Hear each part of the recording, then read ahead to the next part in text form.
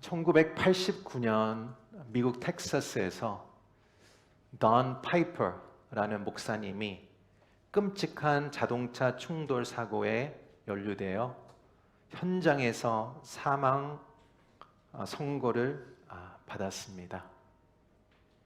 그런데 그 90분 후에 병원으로 옮겨진 그는 다시 살아났습니다. 그리고 본인이 천국을 보고 왔다고 얘기합니다. 천국에서 죽은 친척들과 함께 방문했다고 주장을 했습니다. 그래서 그가 90 Minutes in Heaven, 천국의 90분이라는 책의 저자입니다.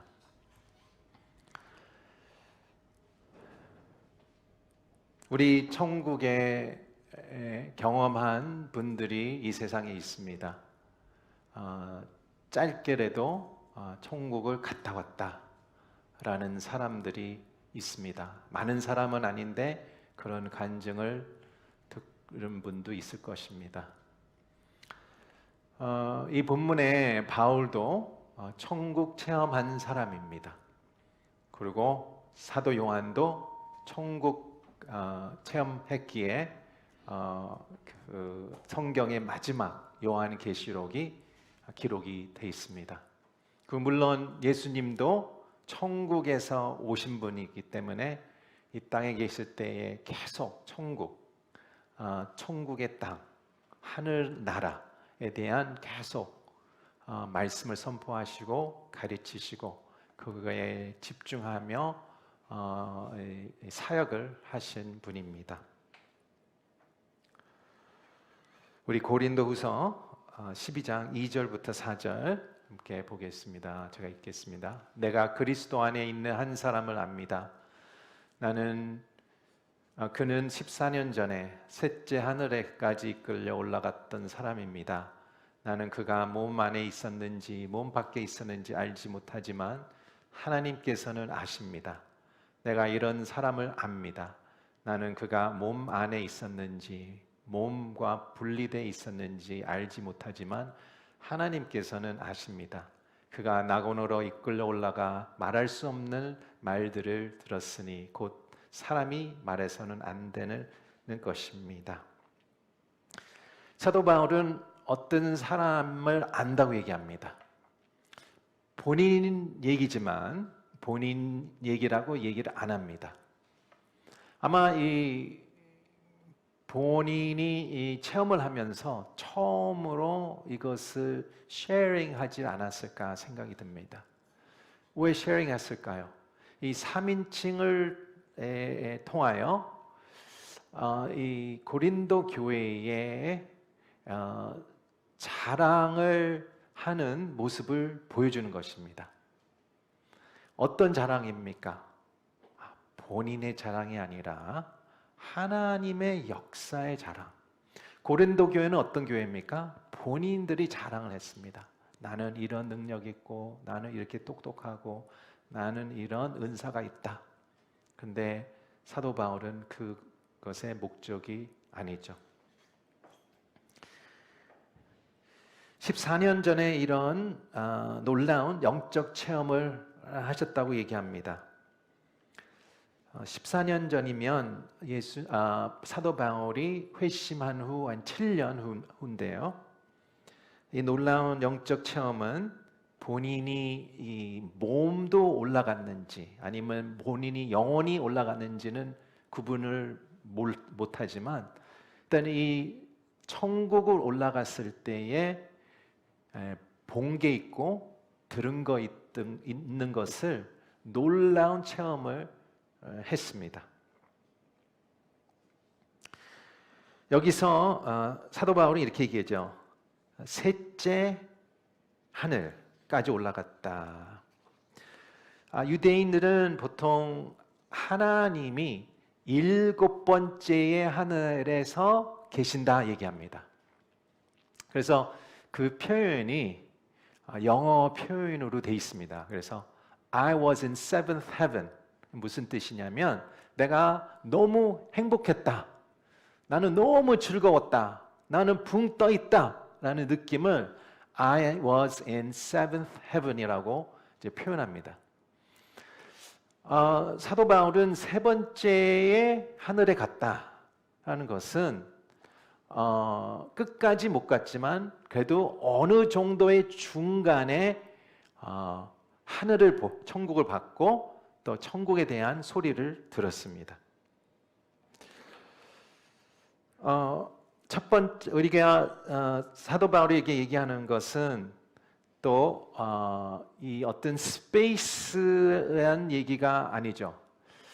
보통 이스라엘 백성들은 그 플래닛, 그 어떤 행성이랑 또 별들이 있는 스페이스는 그게 첫 번째 하늘이고 그 위에 안 보이는 것이 이제 두 번째, 세 번째, 일곱 번째까지 올라간다고 얘기하고 있습니다. 그것을 말로 표현할 수 없는 것을 보고 들었다고 얘기합니다. 사도 바울은 무엇인가를 받았다고 얘기하고 무엇인가를 들었다고 얘기하고 있습니다. 그래서 본인이 교만할까봐, 본인이 머리가 커질까봐 하나님이 특별한 것을 육체에 주셨다라고 그래서 우리가 흔히 얘기하는 육체의 가시라고 얘기하죠. 고린도 교회는 바울을 비판하고 비난하고 나갔습니다. 바울의 외모 모습, 바울의 가르침은 거짓말이다. 바울은 돈 때문에 이런 일을 한다. 그리고 바울은 진짜 사도가 아니다. 그리고 오직 본인의 위치와 명예와 성공을 위해서 사역을 하고 있다라는 별 일을 다 얘기를 들었습니다. 그래서 사도 바울은 11장을 우리가 지난주에 봤을 때 이런 얘기를 하죠. 나는 열심히 사역했고 열심히 살았다. 이 내 사역 가운데에 나는 매도 많이 맞았고 배 파선에서도 살아남았고 죽을 고비도 넘겼고 몽둥이로 맞았고 하룻밤을 꼬박 바다에 헤맨 적도 있고 수차례 이 강의 위험과 강도의 위험과 동족 위험과 이방 사람의 위험과 도시의 위험과 광야의 위험과 바다의 위험과 거짓 예언자들의 위험과 또 수고와 공고와 그 배고픔과 목마름과 추위와 헐벗음 가운데 지냈다라고 얘기하는데 사도 바울은 그것이 제일 아픈 게 아니라 그것이 제일 고통스러운 게 아니고 본인이 사랑하고 세운 이 교회의 교인들 성도들이 비판하고 비난하는 모습이 제일 가장 아프다 얘기하고 있습니다. 그렇지 않습니까? 우리 성도 여러분, 막대기로 맞는 게 더 아픕니까? 아니면 사랑한 자에서 폭언을 당하는 게 더 아픕니까? 우리는 사랑하는 자, 우리 옆에 있는 사람, 같은 공동체, 같은 가족의 비난을 받는 게 인생에서 제일 아픕니다. 굶주리면 건들 수 있습니다. 누가 때리고 또 누가 힘들게 하고 어떤 사고 나고 내가 다치고 하는 거는 어느 정도 힘들지만 견디는데요. 인생에서 가장 아픈 것이 옆에 있는 사람이 어렵게 하는 게 가장 우리 마음에 가시같이 들어옵니다. 그래서 오늘 메시지, 바울의 메시지를 특히 가까운 사람들에게 크게 실망을 받고 상처받은 우리 성도님들 위한 것이라고 생각합니다. 사도 바울은 이렇게 말합니다. 나는 어려움을 받아들이고 실망을 받아들이고 고통을 받아들이는 법을, 교훈을 배웠다라고 얘기하고 있습니다. 그래서 오늘 이 고통을 포용할 수 있는, 받아들일 수 있는 네 가지 교훈을 같이 한번 살펴보도록 하겠습니다. 첫 번째 포인트 같이 보겠습니다. 시작. 하나님은 고통을 통해 우리를 겸손하게 하신다라는 얘기입니다. 고린도후서 12장 7절 같이 읽겠습니다. 시작. 받은 계시들이 지극히 큰 것을 인해 나로 교만하지 않게 하시려고 내 육체의 가시 꼭 사단의 사자를 주셨습니다. 이는 나를 쳐서 교만하지 않게 하시려는 것입니다. 왜 사도 바울이 겸손해져야 되나요? 엄청난 위대함을 보고 들었기 때문입니다. 여러분이 천국을 갔다 오면 어떤 느낌이 올까요? 이 인생에서 무서운 게 없겠죠. 나의 영적 자만심이 끝까지 하늘까지 올라가겠죠. 내가 좀 뭐 안다라고 얘기하겠죠. 하나님은 사도 바울이 아니면 어떤 인간이든 그렇게 될까봐 특별한 이 가시를 줬다고 얘기를 합니다. 겸손은 우리 믿음의 가장 큰 미덕입니다. 겸손은 우리 믿음의 가장 큰 넘버원 미덕입니다. 우리 인생에서 태어날 때에 우리는 자만심과 교만이 하늘을 꽂혀서 태어납니다. 거기서 부모는 사랑해주고 모든 것을 해줍니다. 그런데 여기서 훈련을 받고 영적 훈련을 받고 인생의 고난을 받고 주님을 잘 믿고 나갈 때에는 우리가 계속 겸손의 삶을 살게 되는데 어떤 사람들은 거기서 계속 올라가는 삶을 삽니다. 교만에 가득 차서 본인의 자신을 가득 차 있어서 살아갑니다.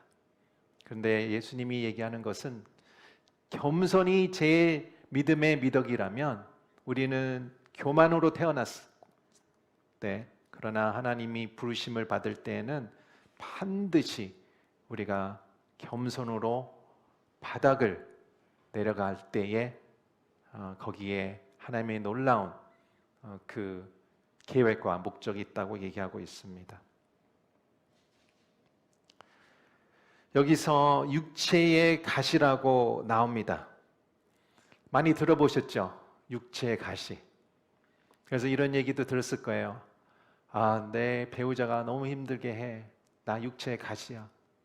이 공부가 너무 어려워. 나 육체의 가시야. 이 사업이 너무 힘들어. 나의 육체의 가시야. 나의 보스가 너무 힘들게 해. 나의 육체의 가시야. 나의 인파를 너무 힘들게 해. 나의 육체의 가시야. 내가 이 나라에 사는 자체가 너무 힘들어. 나 육체의 가시야. 그런 얘기 많이 들었을 거예요. 그래서 육체의 가시라는 책도 많이 나왔고요. 여러 가지의 티어리가 많이 나왔습니다. 그래서 많은 학자들이 이렇게 얘기하죠. 사도 바울의 육체 가시가 무엇일까? 구체적으로 얘기를 하지 않아요. 그런데 다른 서신서 보면 눈에 대한 아픔이 있는 것을 언급을 합니다. 그래서 학자들은 눈에 병이 있구나. 그래서 이게 육체의 가시구나 라고 얘기하는 분들 있습니다. 다른 분들은 책을 써서 어떤 재정의 어려움이든 결혼 생활 어려움이든 어떤 어려움이든 그게 육체의 가시가 될 수 있다. 이 십자가, 내가 십자가를 들고 나가는 그런 의미로 얘기합니다. 근데 원어를 가만히 보면 가시라고 표현한 것이 처음부터 잘못되어 있습니다. 이 가시라고 생각하면 우리가 이 장미의 가시, 장미의 가시에 이렇게 잡으면 아픕니까? 아프죠. 근데 여기서 이 원래 단어는 스콜로포스입니다. 다르게 표현하면 스테이크예요. 예를 들어서 먹는 스테이크 말고요. 그 텐트를 쳤습니다. 근데 이 바람에 넘어가지 않도록 무엇을 박죠? 말뚝을 박죠. 그게 영어 표현은 스테이크거든요. 이 말뚝을 박아요. 이 원래 표현이 말뚝입니다. 말뚝으로 맞아보실래요? 아니면 가시에 찔리시고 싶으세요? 네, 그 차이입니다. 이 가시가 아닙니다. 트랜슬레이션이 잘못된 겁니다. 그리고 여기서 영어 표현은 flesh, 육체라고 했는데 헬라어는 sarx입니다. 재미있는 게 헬라어는 두 단어가 있는데요. sarx가 있고 소마가 있습니다. 소마는 육신, 내가 만지고 나의 살, 뼈, 팔, 다리, 몸의 소마입니다. 근데 그 단어를 쓰지 않았어요. 어떤 걸 단어 쓸 수 있어요? sarx. sarx는 뭐예요? 나의 욕망, 나의 안에 있는 죄인, 나의 그 거짓된 모습, 나의 그 desire, flesh, 세상적인 그 마음, 욕심. 그래서 sarx랑 그 말뚝의 두 단어에 보면 어떤 것이 구체적으로 모르겠지만 사도 바울은 엄청 고통을 당했습니다. 그리고 영어 표현은 a thorn in the flesh라고 썼어요. 마치 어떤 말뚝이 가시가 나의 몸에 박힌 거라서 사람들이 학자들이 이건 육체적인 것이다 반드시 그게 아니고요. 이건 말뚝, 나의 욕망을 위해 말뚝을 박았다라는 뜻입니다. 그러니까 나의 욕망과 나의 거짓됨과 나의 sarx를 다스리기 위해 거기에 예수님이 하나님이 못을 말뚝을 박았다라는 것을 얘기하고 있습니다. 그게 무슨 뜻일까요? 하나님께서 사도 바울이 교만에 올라갈까 봐 그것을 붙들며 나갔다라고 얘기를 합니다. 성도 여러분, 여러분이 제일 고통스러운 부분이 어디에 있습니까? 제일 치명적인 고통. 하루 이틀 얘기하는 게 아닙니다. 지금 20년, 30년 계속 지속되는 그 고통. 끝이 없는 고통. 그런 게 있다면 아마 이 육체의 가시 표현에 포함되지 않을까 생각이 듭니다. 하나님은 이 고통을 통하여 사도 바울을 겸손하기 위해 사용합니다. 그것이 왜 중요할까요? 두 번째 교훈을 때문에 그렇습니다. 우리 두 번째 교훈 같이 읽겠습니다. 시작. 하나님은 고통을 통해 자신에게 다가오게 하십니다. 고린도후서 12장 8절 같이 읽겠습니다. 시작. 나는 이것이 내게서 떠나도록 주께 3번이나 간구했습니다. 사도 바울은 이 고통 가운데에 어디에 갔습니까? 하나님께 갔다고 얘기합니다. 무릎 꿇었다고 얘기합니다. 그게 올바른 응답이죠. 내가 가장 필요하고 내가 가장 고통스러울 때, 가장 내가 호독한 싫은 시간일 때에, 그리고 내가 이 거짓 예언자에 계속 당할 때에 어디에 갔다고 얘기합니까? 주님께 갔다고 얘기합니다. 3번이나 갔다고 얘기합니다. 주님, 여기서 이것을 거둬 주시옵소서. 금식하며 기도할 수도 있고 진짜 간절한 마음으로 무릎 꿇고 눈물 흘리며 기도를 3번씩이나 했다고 얘기합니다. 세 번씩이나 간절한 마음은 것은 여기서 계속 기도했다고 얘기하는 거예요. 계속. 여기서 무슨 축사도 하고 사단은 물리치고 그게 아니라 예수님께 갔다고 얘기합니다. 성도 여러분, 예수님께 가시기 바랍니다. 즉시 가시기 바랍니다. 즉시 무릎 꿇으시기 바랍니다. 즉시 하나님께 다가가기를 바랍니다. 그건 오직 한 방법밖에 없습니다. 사람한테 가지 마십시오. 내가 뭘 풀라고 어디 가지 마십시오. 내가 이 기분 전환한다고 무엇을 사러 가지 마십시오. 누구한테 갑니까? 예수님께 가십시오. 무릎 꿇으십시오. 엎드리십시오.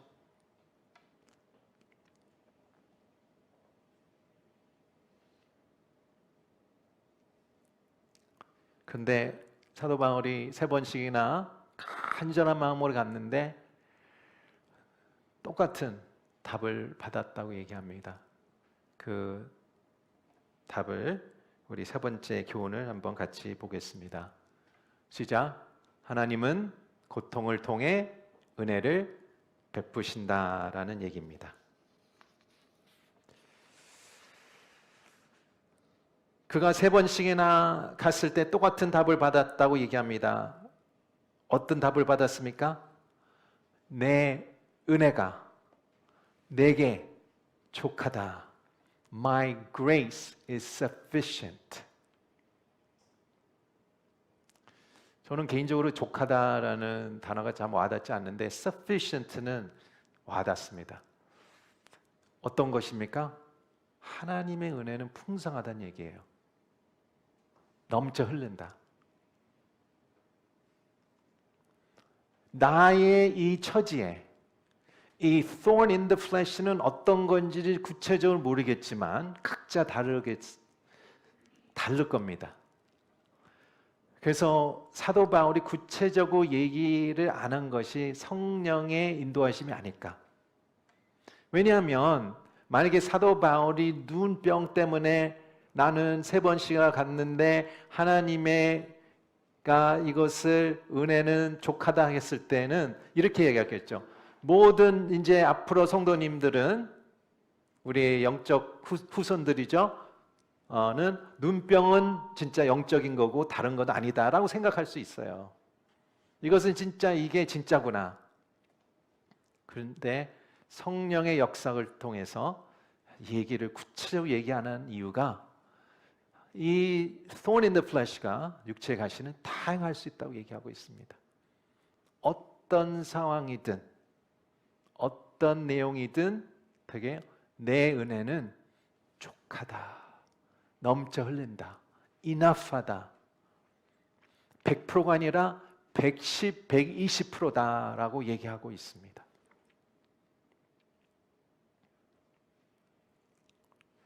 그 상황을 넘어갈 수 있는 은혜.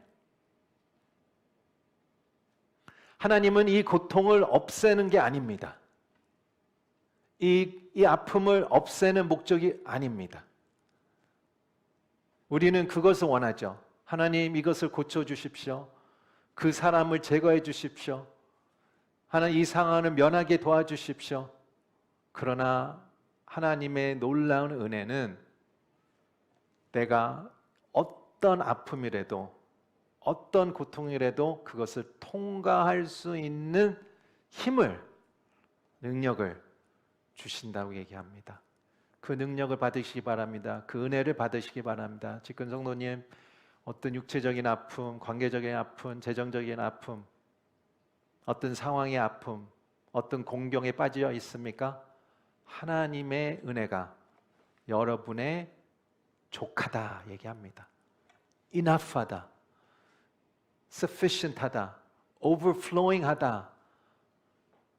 놀라운 메시지를 사도 바울은 3번씩이나 들었습니다. 처음에 들었어요. 족하다. 그런데 또 다시 찾아갔습니다. 족하다. 또 찾아갔습니다. 족하다. 얼마나 마음이 떨어졌습니까? 얼마나 실망했을까? 얼마나 마음이 떨어졌을까? 하나님 이것도 못 해주나? 이런 것도 못 고쳐주나? 그런데 하나님께서는 이것을 감당할 수 있게 더 힘을 주시고 더 인내력을 주시고 더 파워를 주신다고 얘기하십니다.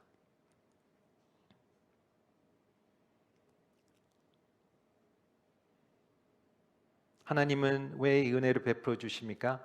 그 은혜를 견디게 하려는 하신 것입니다.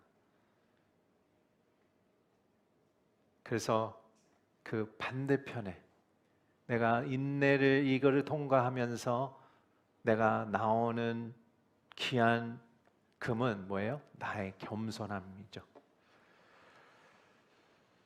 거기에 어떤 가치가 있습니까? 고린도후서 12장 9절 같이 보겠습니다. 시작. 그러나 그분이 내게 말씀하셨습니다. 내 은혜가 내게 족하다. 왜냐하면 능력이 약한 데서 온전해지기 때문이다. 그러므로 나는 내 약한 것들이 대해 크게 기뻐하며 자랑할 것입니다. 이는 그리스도의 능력이 내게 머물게 하기 위함이다. 이 은혜는 어떤 이 개념의 종류가 아닙니다. 진짜 능력입니다. 진짜 변화시키는 능력입니다. 왜 우리를 깨웠게 일어나는 능력입니다. 죽음 가운데서도 일어나게 해주시고 생명을 주시는 이 능력, 어두움에서 이겨나가는 능력, 하늘나라를 사모하고 나가는 능력, 역동적인 능력, 우리를 구하는 능력, 우리를 지켜주는 힘, 불가능한 것을 가능케 하는 힘, 우리를 거룩하게 하는 능력, 언제가 우리를 감사하며 찬양할 때에 내가 이것이 고침받지 않을지라도 내가 감사하며 찬양할 수 있는 그 능력,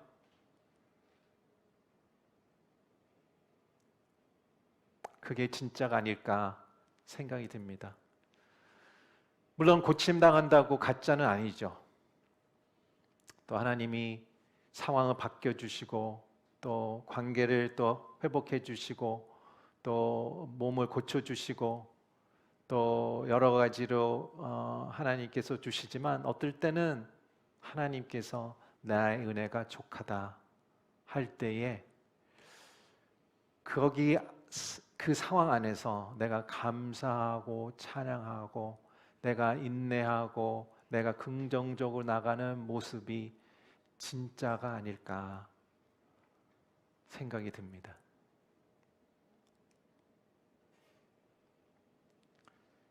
우리 겸손한 마음을 갖도록 하시고 또한 우리가 또 하나님의 그 가운데 은혜를 베풀어 주시고 또 은혜 가운데 풍성한 은혜를 부어진다고 했을 때에 우리 마지막 네 번째의 교훈이 있습니다. 화면으로 같이 읽도록 하겠습니다. 시작. 하나님은 고통을 통해 자신의 능력이 우리 안에서 온전해지게 하십니다. 고린도후서 12장 10절 같이 읽겠습니다. 시작. 그러므로 나는 그리스도를 위해 약한 것들과 모욕과 궁핍과 핍박과 공경 가운데 있으면서도 기뻐합니다. 왜냐하면 내가 약할 그때에 곧 강하기 때문입니다. 아멘. 이런 메시지가 새로운 메시지입니까? 바울에서만 나왔습니까? 아니죠. 구약에 보면 이런 사람이 한두 명이 아닙니다.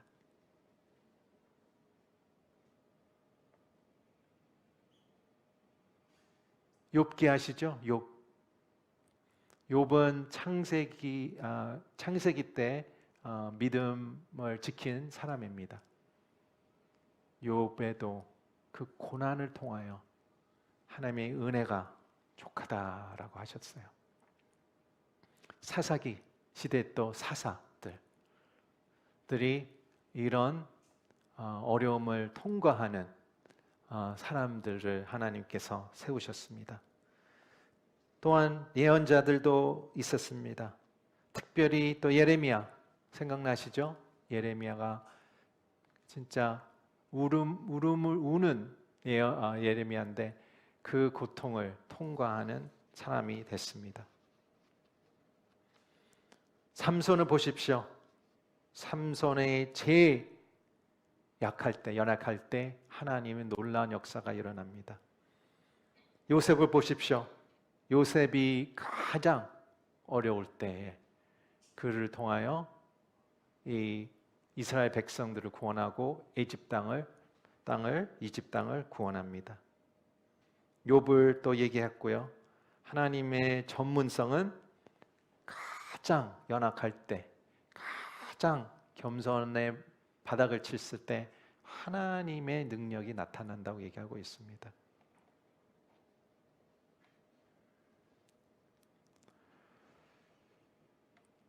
이것이 바로 우리의 교훈입니다. 우리의 인생의 교훈이죠. 능력이 있고 능력을 잘하는 사람은 한두 명이 아닙니다. 그리고 능력을 과시하고 본인의 능력으로 모든 것을 해결하는 사람들은 한두 명 아닙니다. 그런 분들은 세상에도 있고 교회 안에도 있습니다. 그 능력의 사람들은 그 능력까지만 할 수 있습니다. 본인의 능력. 어떤 사람은 이만큼, 어떤 사람은 이만큼, 어떤 사람은 요만큼 차이가 있겠죠. 그런데 하나님을 통하여 가장 육체의 가시를 받고 나가는 그 약한 한 영혼은 얼만큼 능력을 보여줍니까? 하나님의 능력을 보여주는 것입니다. 하나님의 능력. 사람이 능력을 하면 놀랄 수가 있습니다. 저 사람 진짜 대단하다. 능력 있다. 그런데 겸손하고 약한 자의 능력이 나타나면 사람들이 어떤 얘기를 합니까? 하나님 대단하다. 하나님이 살아계시는구나. 진짜 성령의 역사구나. 그렇게 고백합니다. 성도 여러분, 어떤 것을 듣기를 원합니까? 어떤 것을 고백하기 원합니까? 당신이 진짜 대단한 신입니다 라고 듣고 싶습니까? 아니면 당신 안에 사는 하나님이 대단합니다. 그 얘기를 듣고 싶습니까? 하나님께서는 우리한테 이 귀한 메시지를 주는 것은 혹시 오늘 제일 가까운 사람한테 실망하고 상처받고 그리고 지금 수십 년 동안 고통과 공경과 어려움을 처하는 분들 위해서 하나님께서 위로하고 계십니다. 하나님께서 그 어려움을 안다. 그 아픔을 안다. 그러나 내 은혜는 내게 족하다. My grace is sufficient. 겸손한 자리로 내려가게 하십시오. 또한 그 겸손한 자리에 내려갔을 때에 하나님께서 은혜를 베푸신다고 얘기합니다. 하나님께 다가가게 합니다. 은혜를 베푸신다고 합니다. 그리고 마지막으로 하나님의 능력이 그 연약함 안에서 온전해진다고 얘기합니다. 그것이 구체적으로는 어떻게 될지는 몰라요. 근데 여러분이 알 것입니다. 내가 진짜 바닥을 쳤을 때, 진짜 제 인생에서 제일 어려웠을 때 어떻게 하나님의 능력이 나타날까? 아마 여러분만 알 것입니다. 그러나 그때에 오직 예수님의 영광과 예수님의 찬양과 예수님이 하셨다, 하나님이 하셨다는 고백이 입술에서 저절로, 다른 사람의 주변인 사람에서 저절로 찬송과 감사가 저절로 나올 것입니다. 어려움과 공경을 축소하는 것은 아닙니다. 그런데 이 교훈을 통하여 진짜 예수님을 믿는 자에게는 이 어려움을 어떻게 살아야 되는지의 교훈을, 방법을 알려주는 사도 바울의 귀한 메시지입니다. 하나님의 귀한 메시지입니다. 우리 같이 기도하시겠습니다. 우리 기도하기 전에 우리 묵상할 질문 한번 2개 드리겠습니다. 첫 번째는 내 삶에서 더욱더 간절하게 간구할 영역이 무엇입니까? 진짜 우리가 간절한 마음으로 나가야 되는데 우리가 인간이 간사하지 않습니까? 마음에 편할 때는 간절함이 떨어집니다. 근데 고난이 왔을 때만 간절한 마음이 있습니다. 그래서 내 삶에서 더욱더 간절하게 간구할 영역이 무엇입니까? 있으십니까? 2번째는 내가 약한 것들에 대해 크게 기뻐하며 자랑할 것이 무엇입니까? 내 진짜 치명적인 약함, 부끄러움 약함, 남한테 보여주고 싶지 않은 이 약함들이 내가 크게 기뻐할, 자랑할 수 있는 것이 무엇입니까? 그것을 묵상하며 우리 기도하며 나가겠습니다.